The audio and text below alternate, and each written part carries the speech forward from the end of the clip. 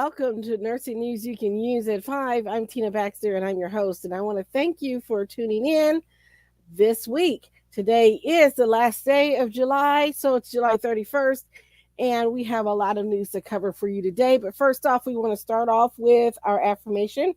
I give myself the gift of freedom from the past and move with joy into the now.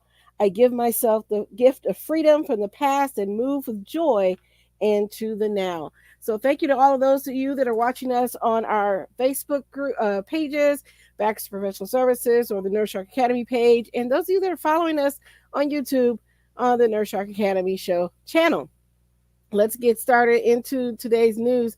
And our first article comes from an editorial piece sent to the Bloomberg News. This is a response that the American Association of Nurse Practitioners sent in response to a recent article in Bloomberg News. The article and the letter was published on the website on July the 29th. To the editor, the American Association of Nurse Practitioners, the AANP, is writing to address the most recent article, The Miseducation of America's Nurse Practitioners. In a recent podcast, one of the authors of this article stated that, quote, a bad reading of the story would be nurse practitioners bad, which is not what the story says. However, the authors have failed to write a balanced story by cherry-picking negative information and failing to report the enormous contributions nurse practitioners make to patient care and across the healthcare system. The authors have admitted the fact that NPs have consistently risen to meet our nation's healthcare challenges, including risking their lives with other healthcare professionals to treat patients during the pandemic, despite a limited supply of personal protective equipment, setting up mobile clinics, or going door to door in disadvantaged communities to provide care, being among the first clinicians to treat patients with opioid use disorder in hundreds of rural counties, and providing care in rural counties, often after other clinicians left and hospitals closed to ensure continued access. Unfortunately, these types of what they call hit pieces, this is their wording, not mine, can be written about any profession, but distinctly have no place in our nation's healthcare system. This type of journalism not only disparages an honorable profession at a time when our country is struggling to build our nation's workforce, but it also frightens patients from seeking needed care.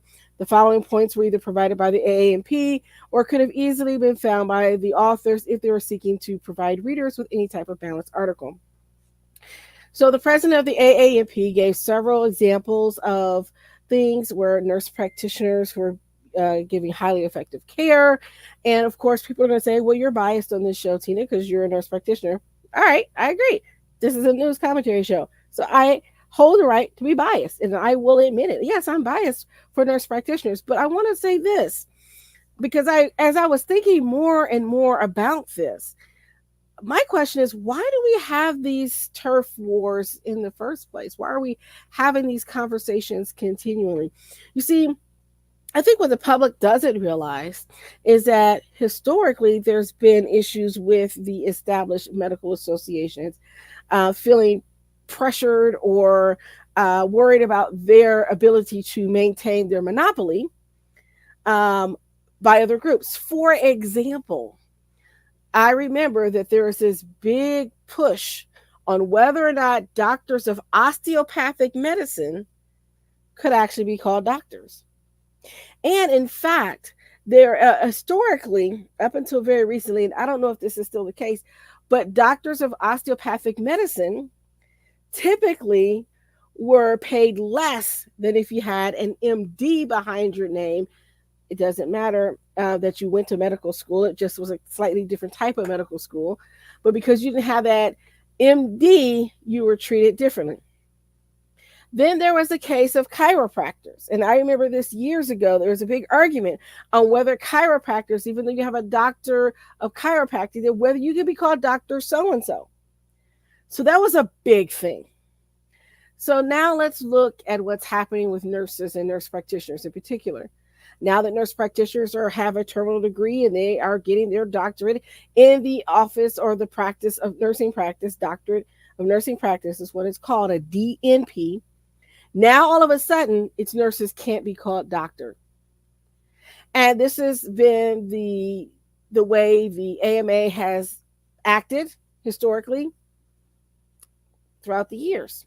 Every time they feel like their monopoly, and I'm going to call it that, it's a monopoly, has been threatened, they support articles and information like this to basically engage in a smear campaign against other disciplines that they feel are not as esteemed as they are. And I think that's a problem. This is nothing new. Is that they've done it with other groups and probably will continue to do so, unfortunately. But let's get back to this editorial. I'm going to just read a little bit more from the editorial. It says NPs typically complete at least 6 years of formal nursing education and pass national board certification prior to getting licensed and entering practice, which is true because you do still have to have a baccalaureate degree in order to get into your master's program. Although I will concede there are some programs that will kind of go through the bachelor's degree in 2 years and then kind of slide you into the master's degree program, should you choose to do that. But you still have to have some time of clinical practice as an RN before you even get to that master's degree. Or at least you should. So it says NPs enter their graduate degree programs as registered nurses, having already completed formal undergraduate Bachelor of Nursing programs, which include clinical rotations. During graduate school, NPs complete academic coursework and additional clinical rotations that prepare them to independently diagnose, manage patient care, and prescribe medications and other treatments. All NP programs are nationally accredited, and the national accreditation bodies are held accountable to the U.S. Department of Education. NPs complete hands-on supervised patient care clinical rotations that are embedded in their graduate programs and must adhere to accreditation standards. NP students must demonstrate they have integrated this prior knowledge and skill and do not progress or graduate simply based on hours spent in the rotation. And I can tell you that is true.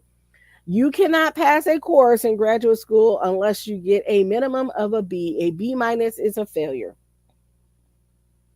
At least that was when I went to graduate school. So you have to pass the clinical portion of your training as well. If you don't make the progress, they do not let you go on. You have to repeat it. And that may mean that you have to sit out an entire year as you wait for your cohort to get back into that. Yes, there can be issues and ramifications for that. NPs are required to pass national certification board exams and retain their board certification throughout their careers. Yes, that is true.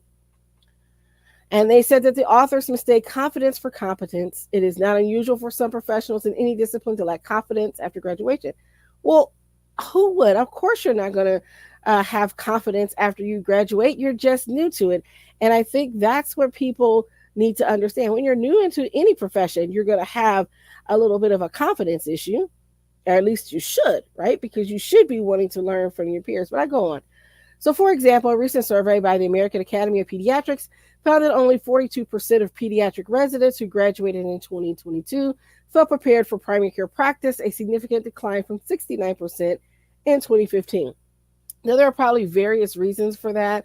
Part of that probably had to do with, being trained during the pandemic and all those other things. But again, stop letting one medical group pick on another medical group. And that's what I have to say. There's room for everybody at the table.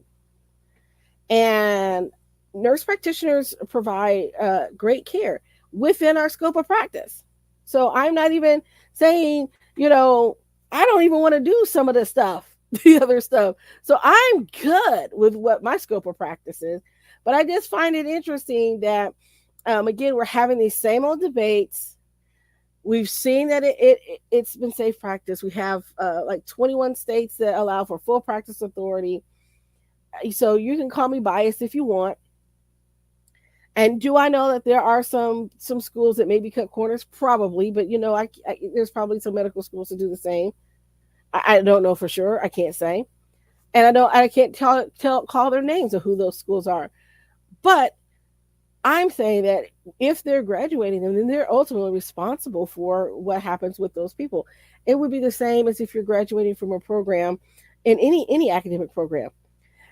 And so I say that, allow nurses, physician associates, they're now called physician associates, not physician assistants anymore, but physician associates and others to practice to how they are trained to practice.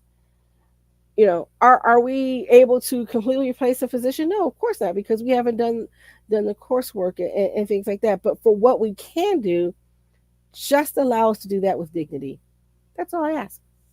Okay, moving on.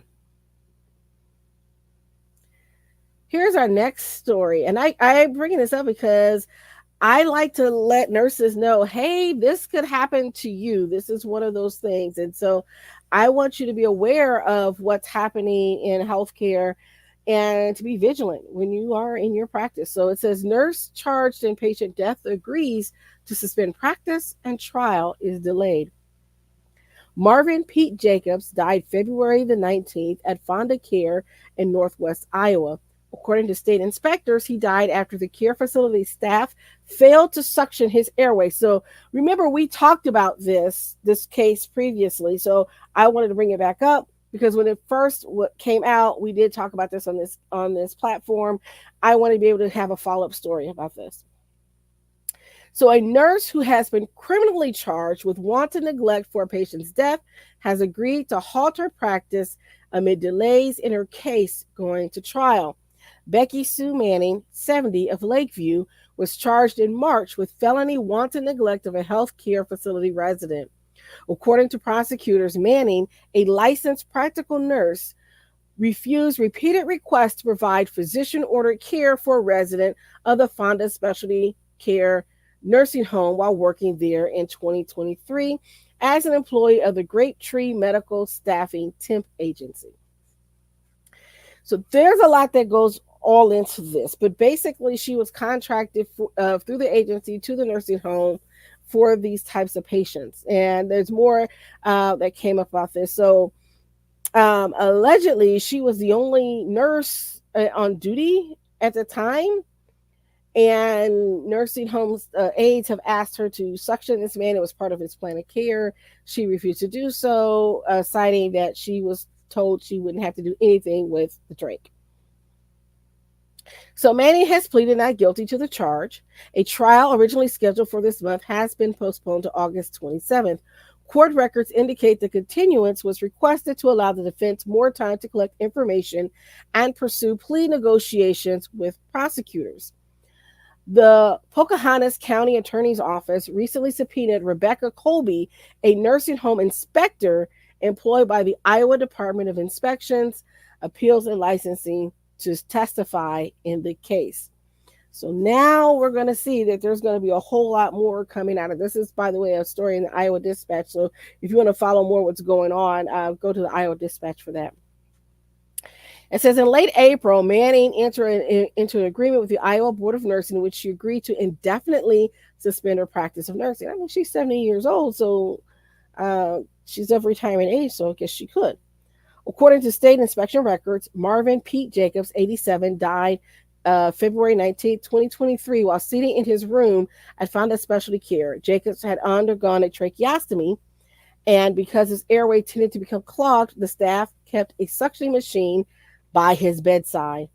On that afternoon, an aide later told inspectors Jacobs was sitting in his recliner when another worker said Jacobs appeared to be, quote, in trouble and instructed her to get a nurse right away. Jacobs was pointing at his neck, gasping for air, and mouthing that he could not breathe, the aide told inspectors.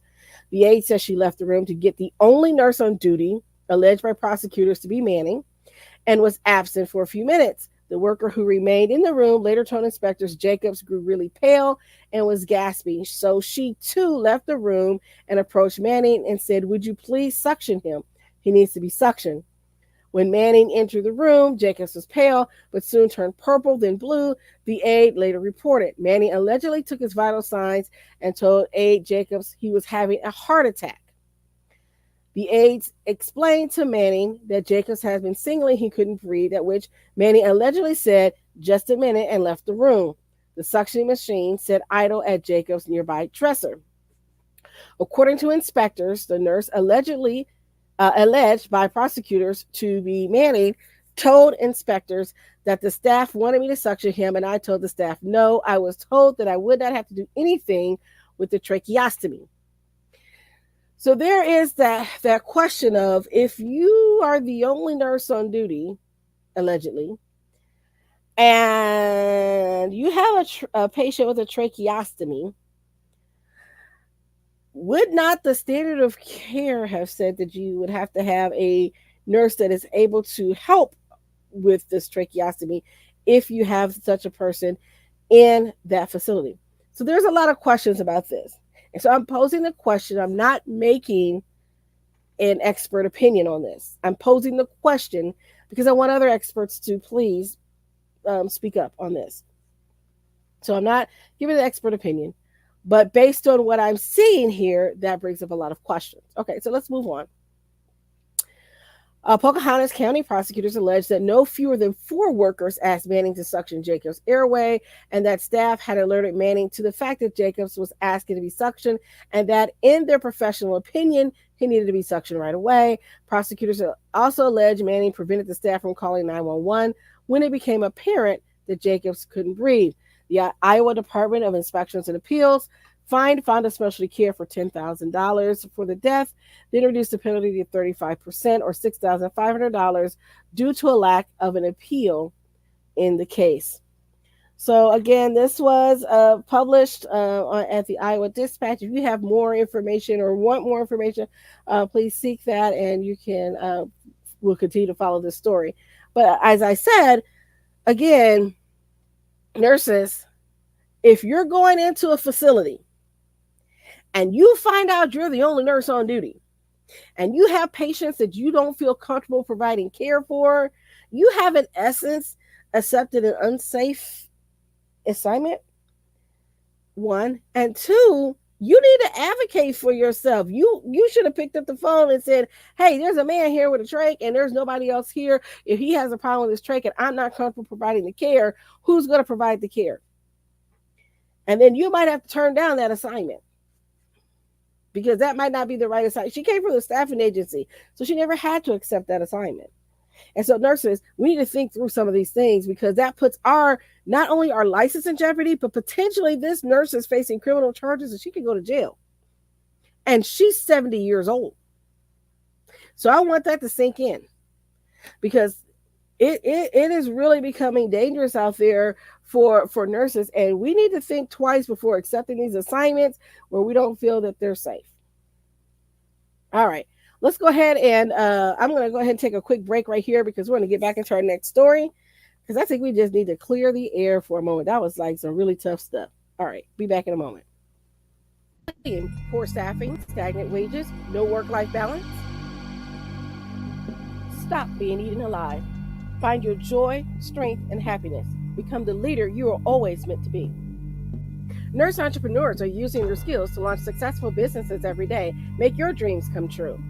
Join the Nurse Shark Academy and come feel the sun at the nursesharkacademy.biz. All right, let's get into our next story.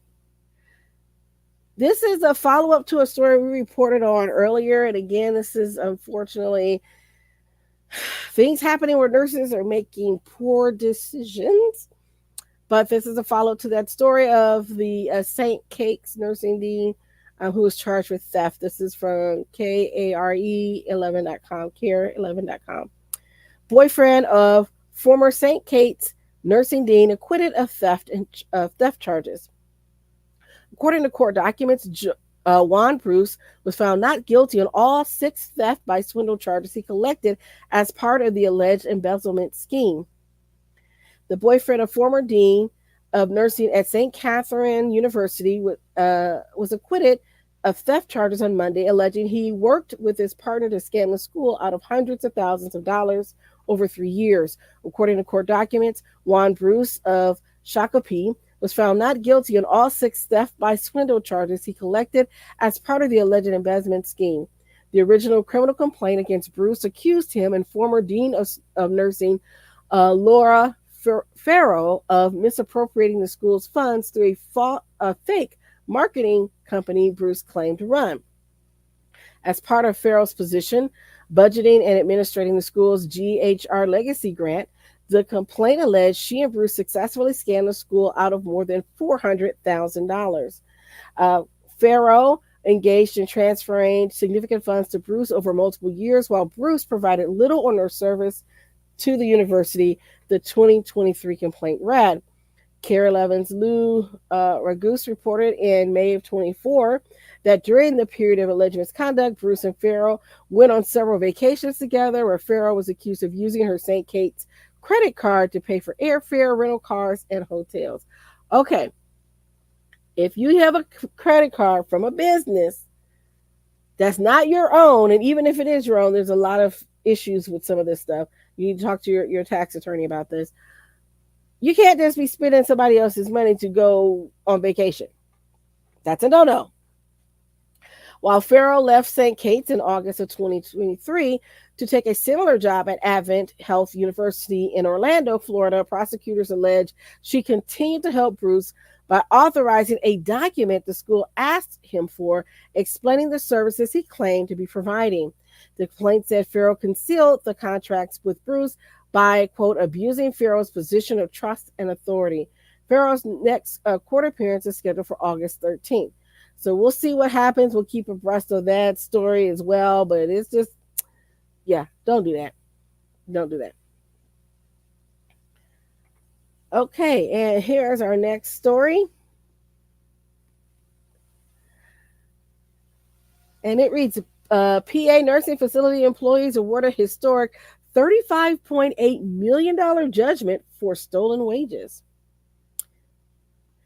After a 5-year legal battle, a federal court in Pittsburgh has awarded one of the largest wage recovery judgments in U.S. history to current and former employees of 15 residential skilled nursing, rehabilitation, and assisted living facilities. The United States Department of Labor announced Tuesday that the court awarded $35.8 million in overtime back wages and damages to 6,000 past and present employees of the facilities owned by CEO Samuel Sam Halper with CHMS Group, and the individual facilities were also found liable. The suit was initially brought in 2018 and dragged to 2024 for refusing to fix any of their previous violations, and culminated in a 13-day trial featuring 50 witnesses and 600 exhibits about multiple years of practices that violated the Fair Labor Standards Act.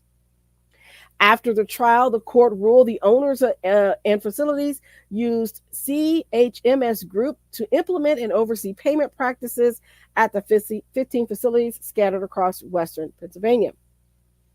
The U.S. District Court's decisive and historic ruling that Sam Halper and his nursing facilities willfully violated labor laws affirmed the Department of Labor's position that employers committed wage theft intentionally, said Solicitor of Labor Seema Nanda.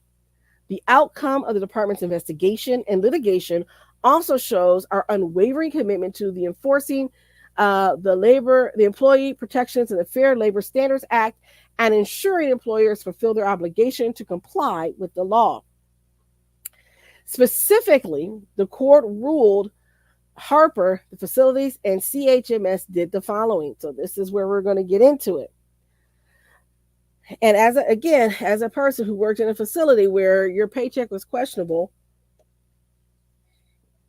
and I was working as a CNA, I find this particularly satisfying.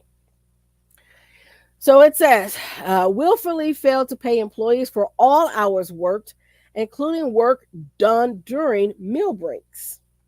Failed to incorporate all promised compensation, including non-discretionary bonuses and shift differentials when calculating overtime pay. And can I just say, I want to stop here right here, because I had a facility that tried to do that with me.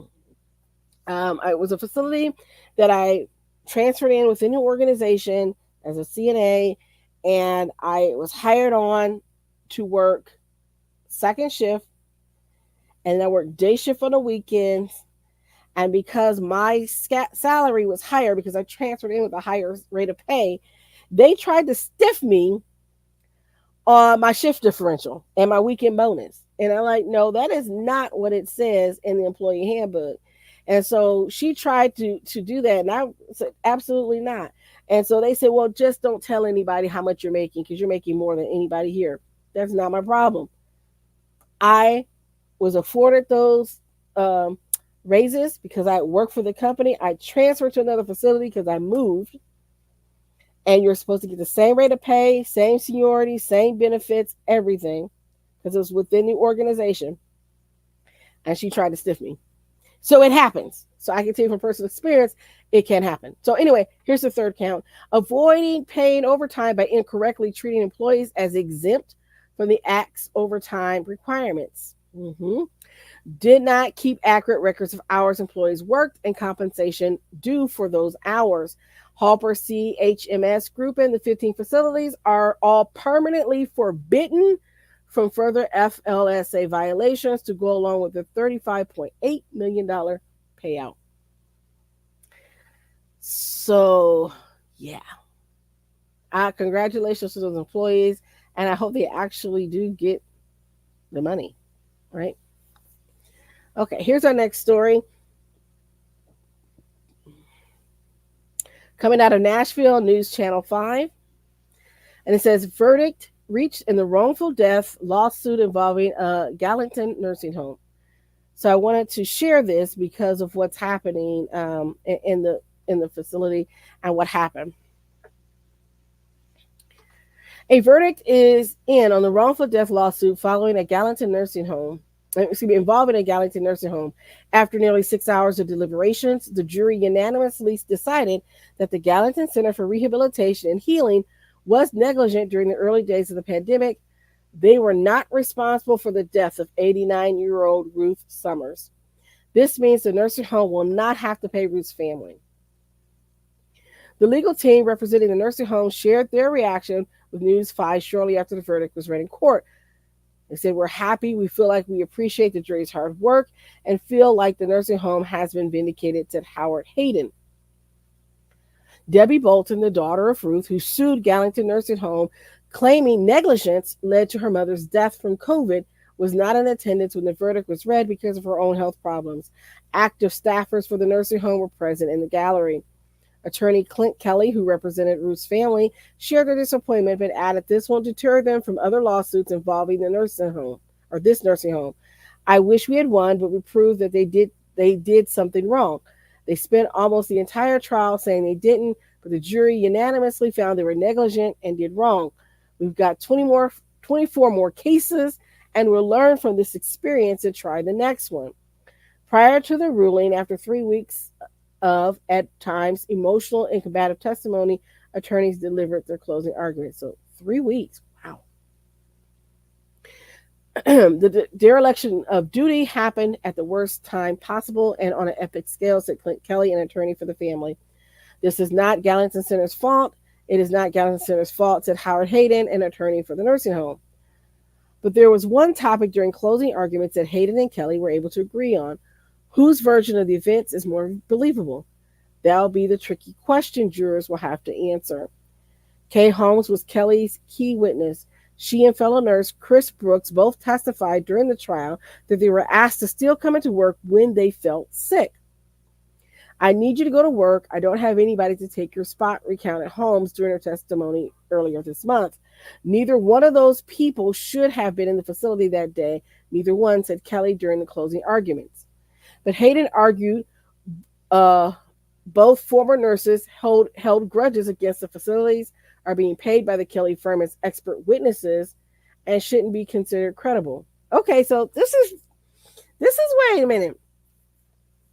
They're expert witnesses, and this is where I have questions. So this is why I'm going through this. But would they not be fact witnesses, not necessarily experts because they work for the facility, and would that not be a conflict of interest? I'm throwing this out there. I'm just asking the questions. Y'all chime in and let me know. So anyway, she said she called her buddy Chris Brooks and asked her to help too. They've been friends since high school, and Chris Brooks, who was also here quite a bit throughout the trial, she helped too. They're both getting paid. Hayden's key witness was the facility's former administrator, Dawn Cochran. She often became combative and defensive during her testimony. Okay, this is what they're reporting. I wasn't there, but we'll see. Kelly claimed during his closing argument that she was a little too defensive. He said, judge her by her statements, judge her by her testimony, judge her by her body language, which speaks volumes. Ask yourself, what is she hiding? Asked Kelly. Hayden defended Cochran, saying that she was just defending her honor.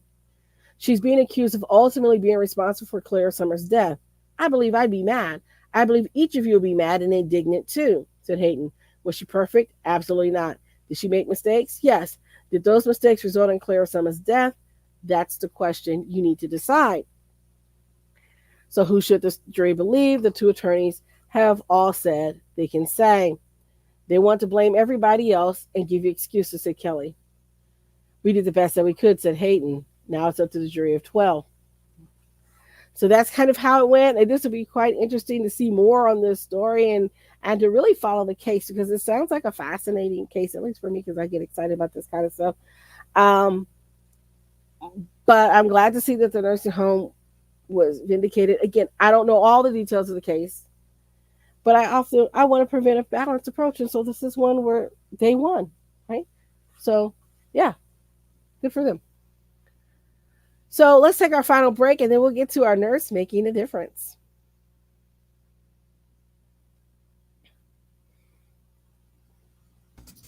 Tired of feeling trapped in a job that no longer fulfills you? Is your nursing job no longer the fun-filled adventure you imagined?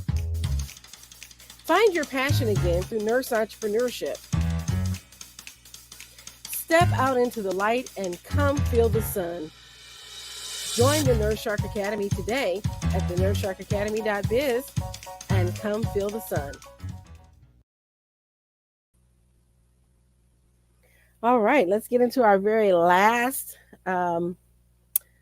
story, and then we'll get on with some announcements. But this one's great. This is a nurse making a difference. And I chose this nurse because as I came across her story, I was just fascinated by the fact that she celebrates 50 years. Oncology nurse practitioner celebrates 50 years.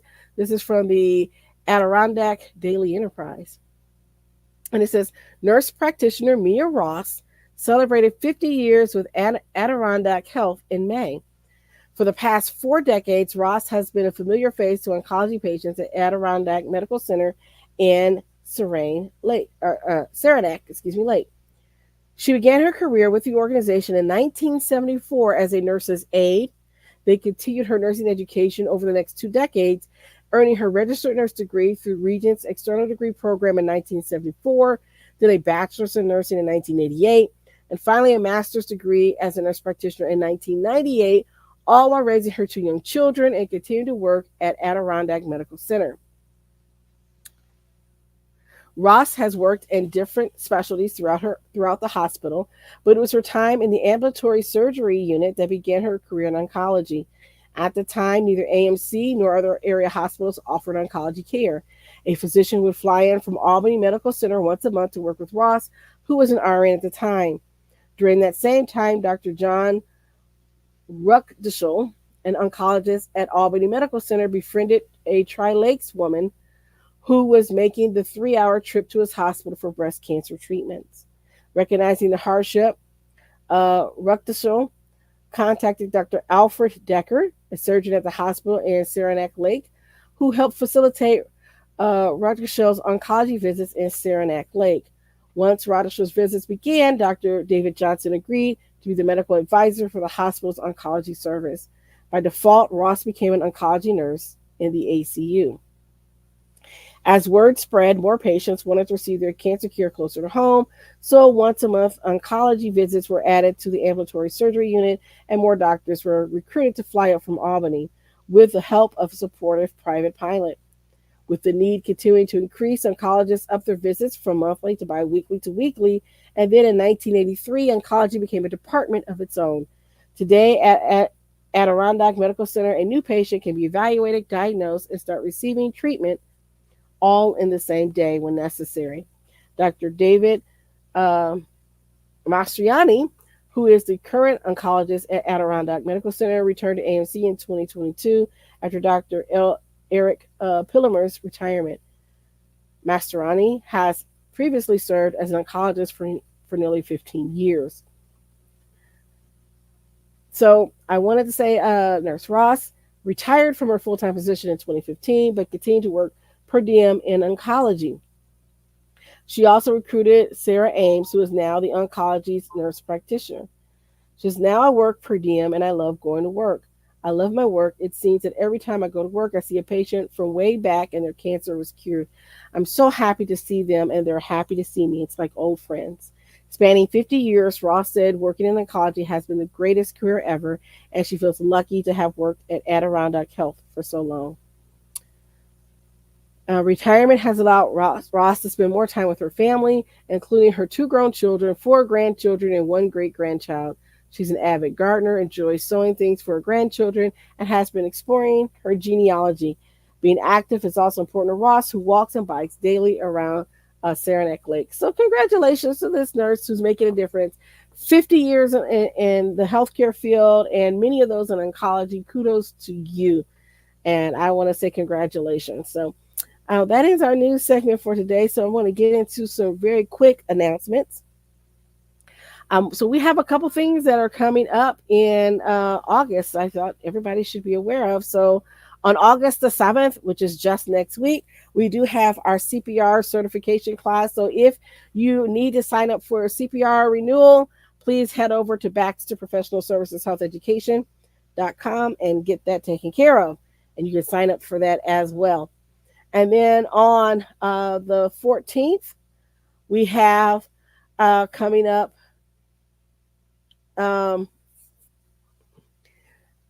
we'll be having another, not the 14th, I'm sorry.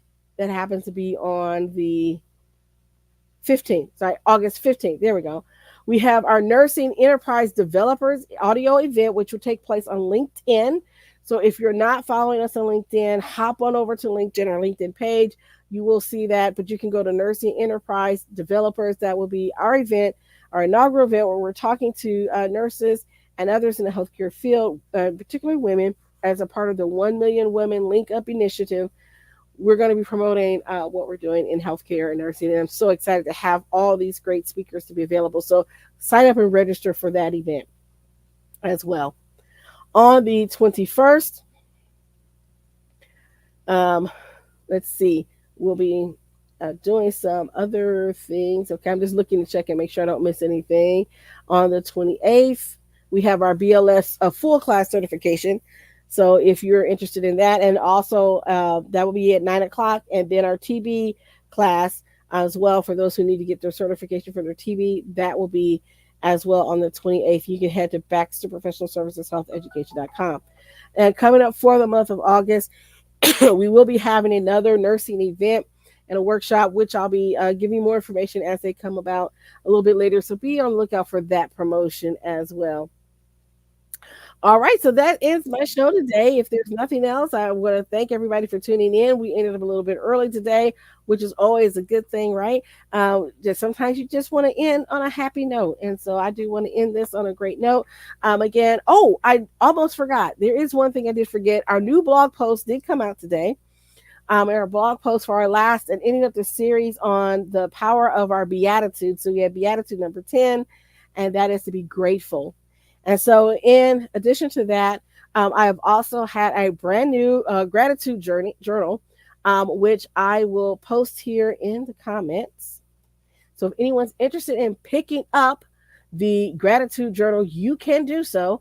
And if you put in the promo code gratitude, you can download the PDF for free. Otherwise, it's 99 cents, but you can download it for free. That's our brand new gratitude journal, which also has our 10 Beatitudes there for you. So, and our Beatitudes are those leadership principles that we want to remember to help us as we grow. So that is linked in the comments for you. Please go ahead and pick that up if you want. And don't forget to use the promo code gratitude for our new gratitude journal that just went live yesterday. So I'm excited about that. That's it for me. Have a great rest of your evening, and I will see you next week.